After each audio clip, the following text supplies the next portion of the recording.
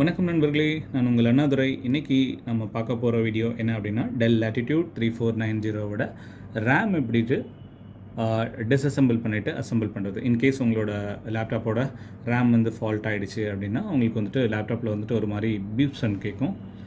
அதை நீங்கள் வந்து என்ஷூர் பண்ணிக்கலாம். செகண்ட் திங் பார்த்தீங்கன்னா, உங்களோட லேப்டாப்போட டிஸ்பிளே ஆன் ஆகாது. ஸோ இதெல்லாம் வந்துட்டு வெரி ரொம்ப சாதாரணமான சிம்டம்ஸ். நீங்கள் வந்துட்டு உங்களோட ரேம் வந்து ஃபால்ட்டா அப்படிங்கிறதுக்கு நீங்கள் ஐடென்டிஃபை பண்ணிக்கலாம். இன்கேஸ் நீங்கள் 2 ரேம் போட்டிருந்தீங்கன்னா, ஒரு ரேம் ஃபால்ட் ஆகிடுச்சுன்னா அந்த பீப் சவுண்ட் உங்களுக்கு கேட்கும். சிங்கிள் ரேம் போட்டுட்டு அது மட்டுமே ஃபால்ட் ஆகிடுச்சு அப்படின்னா உங்களை சிஸ்டம் வந்துட்டு ஆன் ஆகாது. அதுக்கு ஒரு மெயின் ரீசன் வந்துட்டு உங்கள் ரேமாக கூட இருக்கலாம். இதான் இதோட ரேம் யூனிட்டு. இது பார்த்திங்கன்னா, இந்த மாடல் போர்டு வந்து பார்த்திங்கன்னா 32 GB வந்துட்டு ரேம் சப்போர்ட் பண்ணும். இது 2 ஸ்லாட்ஸ் ரேம் இருக்கும். ஸ்லாட் 1 இது, ஸ்லாட் 2 இது. இதில் ஒரு 16 GB யூஸ் பண்ணிக்கலாம், இதில் ஒரு 16 GB யூஸ் பண்ணிக்கலாம். ஓவரால் 32 GB ரேம் சப்போர்ட் பண்ணக்கூடியது இந்த மாடல் லேப்டாப்.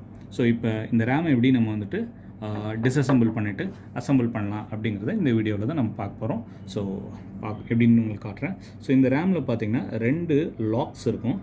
இந்த லாக்ஸை நல்லா பார்த்துக்குங்க.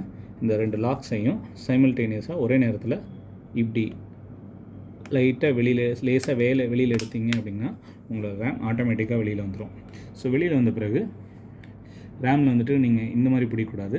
இந்த 2 பக்கவாட்டில் இருக்க இடத்துலையும் அப்படியே உங்கள் கையை வச்சு ஸ்லோவாக இப்படி வெளியில் எடுத்திங்கன்னா, பொறுமையாக எடுத்திங்கன்னா ரேம் வந்துடும். ஸோ இதுதான் டெல் லேட்டிடியூட் 3490 மாடலோட DDR4 ரேம். இதோட பேக் சைடு நான் உங்களுக்கு காட்டுறேன், ஃப்ளிப் பண்ணி காட்டுறேன், எப்படி இருக்குன்னு பாருங்கள் க்ளோஸ்அப்பில். ஓகே, இப்போ ரேம் எப்படி ஃபிக்ஸ் பண்ணுறதுங்கிறத மறுபடியும் பார்த்துடலாம். ஸோ அதே மாதிரி தான் இந்த ரேம் வந்துட்டு இந்த பொசிஷனில் நீங்கள் எடுத்துக்கோங்க. ஸோ இந்த லேப்டாப்பில் பார்த்தீங்கன்னா இங்கே ஒரு கட் இருக்கும். இதே மாதிரி இந்த பக்கம் லேப்ஸ்னு ஒரு கட் இருக்கும். ஸோ இந்த கட் வந்துட்டு இந்த பாயிண்டில் சரியாக உட்காரணும். அது மாதிரி நீங்கள் ரேம் வந்துட்டு ப்ராப்பராக உள்ள வைங்க. வச்சுட்டு ரேமோட இந்த பார்ட்டில் லைட்டாக அப்படி ப்ரெஸ் பண்ணிங்கன்னா போதும், ஆட்டோமேட்டிக்காக அந்த 2 ஹோல்டரும் வந்துட்டு ரேமை லாக் பண்ணிக்கும். So very simple. நீங்களே உங்களோட ரேம் ஃபால்ட் ஆகிடுச்சுன்னா ரேம் ஆர்டர் பண்ணிவிட்டு என்ன மாடல்னு பார்த்துட்டு இந்த மாடலோட இந்த இடத்துல பார்த்தீங்கன்னா உங்கள் லேப்டாப்போட ரேமோட என்ன மாடல் அப்படின்ட்டு இருக்கும்.